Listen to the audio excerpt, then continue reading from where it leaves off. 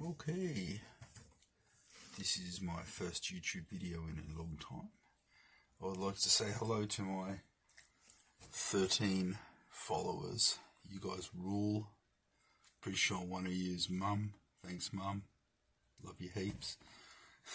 So, I am inside my pano at 5 AM because couldn't sleep, and one of my mates gets up stupid early to work on his car because it's the only time he gets before work, so I thought I'd take a page out of his book, and until such time as my alarm goes off and tells me that I'm supposed to be awake and I can get my shit together and go for a surf, I'm going to continue templating the side. So let me show you a bit of this shit. Okay, so what I'm doing is just using some paper. I'm trying to template around my little custom rear window here. This is my dog, Loki. He's come to keep me company while I do this crap. I used some paper to template a door trim as well, but in a paddle van they didn't have any of these side trims because they normally don't have rear seats. So I've put just some paper down, taped it together. It's just A4 paper, taped together with some paper to, hello monk, to make the shape I need. So my plan is to follow along here. I still think I might split it, and I might actually choose to split it behind where the seat belt mounts, so I can make a nice little join that'll just hide behind that for this bit here. I think it'd be cool along here if I could use some timber or something to make the same shape as the profile on the doors. Sorry, I can't switch this phone. I got a new phone, it's a piece of shit. Just here on the door. If I could make that same shape and run it through from behind where Loki's melon is, all the way across this line here, in line with that trim, that shape in the door trim, I think it'd give just some continuity on the interior of the car, make it look like it's meant to be that way. Now, it won't sit at the same level, which, as previously described, I'd put a lot of effort into getting the glass to sit at on the same plane as the glass from the front window to look like it's supposed to be there. So if I could get this to sit at the same level as well, that'd be good. But really, because of the way the panel van's constructed, I can't do that. It'll have to sit out. So whether or not this becomes, just a red strip, the same width, depending on how lazy I get with it, or whether it becomes an actual full piece. I do have some doors that I could use to actually make the bit out of metal, and insert it into the door trim, into this side piece trim, so that it could look like it was, meant to be there. But again, I've only got 2 front doors that I just got from a dude, so completely junk. They're all smashed up, and now when I got them, they weren't worth anything. Now the rarity of doors for these things, they're probably worth fixing. So I don't know if I'm going to cut them up and do that. I also got them to use the door frame for some stuff I wanted to do on the center console, but I've decided I'm not going to do that. I'm going to just make the console completely custom, make it from nothing. So this has been up here for a couple of weeks, and I just want to follow. If you look, there's a line. I don't know if you guys can see it. Just here, you can see the wear here, a weld, and that weld is from the outside. That's from where I got rid of the gutters, or the drip rails, and the piece above it is one of the pieces that's sandwiched together. So there's like a piece that comes down, the roof line comes down, and it actually curls up into the drip rail. And then the drip rail has a piece that curls and goes up inside to this inside piece, and then the bottom piece comes down like that. I could draw you a picture on some paper that I have here. Maybe I'll do that. There's a dog in the way, but get out of it. Go on, piss off. Wait, get over the back. Over the back, go on. Alright, so the roof would come down like this and form the gutter piece, right? And then inside of that we have this piece here,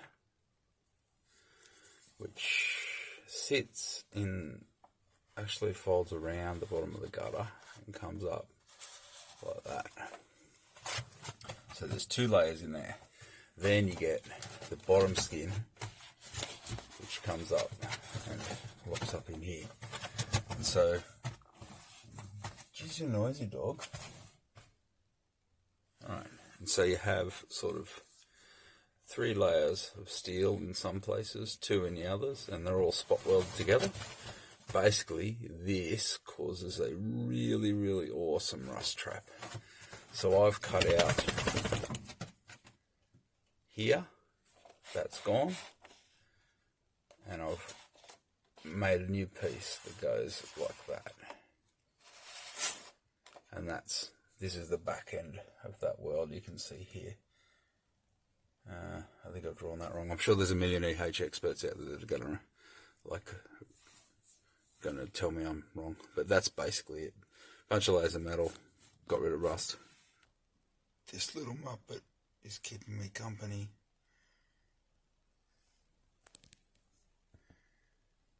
It's the doggo.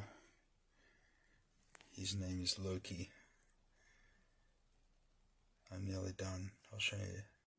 Okay, I have some 20mm plastic, just that clear builder's plastic stuff, and I've used it to template this bit out, taped it up to my existing template there. So the cool thing about this stuff is you can see through it to the lines you need to cut. So here I've got following the top of the window that I've added and cut the line just to suit that. Now bear in mind that once I've sort of made this out of whatever I make it out of, I'm thinking I'll probably use just some pretty thin ply. Hey buddy, you need scratches. Yeah. Just for the record, the dog is a terrible helper. Absolutely terrible. Shit apprentice. So I saw car builders use this plastic stuff to template something out on one of their videos, and I thought, oh yeah, I've got some of that, I'll give it a crack. And it's actually pretty good. I'm pretty happy with it. Tape can be removed from it easily without damaging it. I know guys use that thick card stuff, but this is just what I had, so I figured I'd use it. Look at that, that's a window you can look out when we're driving. Hey. So we can see here I've got a little bit of overlap between this bottom one that'll sit up on. Yes.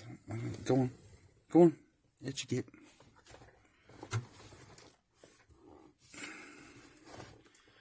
So a little bit of overlap that'll sit between where the top piece comes down and the bottom piece goes up. Now I can put a nice little notch in this here. Reflective plastic being annoying. Little notch in this just so it sits there nice, and then the bolt from this can hold everything in place and just be all beautiful. I think it'll be good.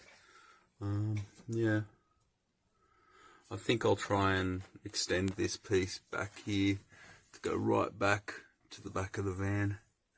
There is I don't know if you can see it, hang on, I had to change lighting and now it's terrible.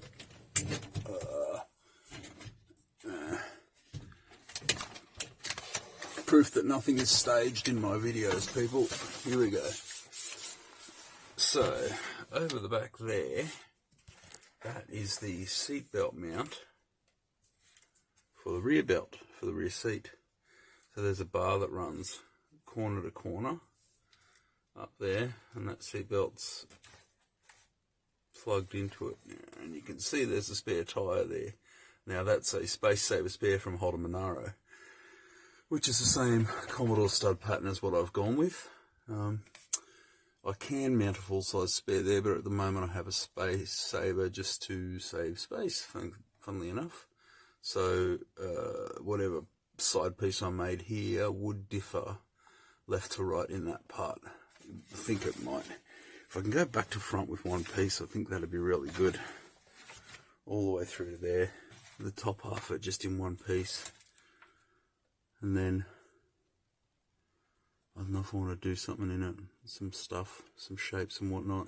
I've still got to figure out what I'm going to do for the majority of the roof, because I've got this big frame up in there with the power window unit up the top there that actuates the rear tailgate, puts it up and down at my leisure, because if you're cruising along with it up, as you do in a panel van, you want to be able to put it down if a policeman comes along. Plus, I like the idea because I just build stupid shit like that. This beam here, I think I can get rid of most of that. In hindsight, I made it because I thought the bar was going to need something to support itself all the way along. But then when I used those draw tracks, like they're just industrial draw tracks, just to allow that frame to slide back and forward really nice. Once I figured out I could use them, I didn't need all of this, so I might actually just trim that off up there, make a little bracket off that rear roof mount. I'm thinking for the ceiling of the car, I'm actually just going to get some of the black underbonnet insulation, because it's got this kind of nice what do you want, you goose? It's got this nice feel to it. It's like a what? Leave it. It's got like a nice like a, I guess, a felt sort of feel, like a rough felt, like it, and it'd absorb the sound nicely. But also it's adhesive, so I'll just put it in the panels. I want to leave these kind of exposed. I actually kind of like them, so I might just paint them. I'll paint them in black, like in some Raptor liner or something. Redo my dome light that still doesn't work, and then just drop some of that carburetor stuff in here. I'm still yet to figure out what's going to happen up along here.